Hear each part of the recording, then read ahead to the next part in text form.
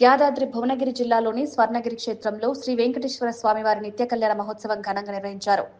ఉదయం 10:30 అర్చక స్వాములు విశ్వేశ్వరుడైన శ్రీ వెంకటేశ్వర స్వామి వారికి పట్టు పీతాంబరాలు ధరింపజేసి సుగంధభరిత పుష్పమాలలతో ప్రత్యేకంగా అలంకరించారు. అనంతరం శ్రీవారి వైభవోత్సవ మండపంలో వేద మంత్రాలు, మంగళ వాయిద్యాల నడుమ నిత్య కళ్యాణ మహోత్సవాన్ని అంగరంగ వైభవంగా నిర్వహించారు. ఈ సందర్భంగా ఆలయ ప్రాంగణం ఆధ్యాత్మిక శోభతో కలకల్లాడింది. వివిధ ప్రాంతాల నుంచి వచ్చిన భక్తులు పెద్ద సంఖ్యలో పాల్గొని స్వామివారి దివ్య కళ్యాణోత్సవాన్ని తిలకించారు.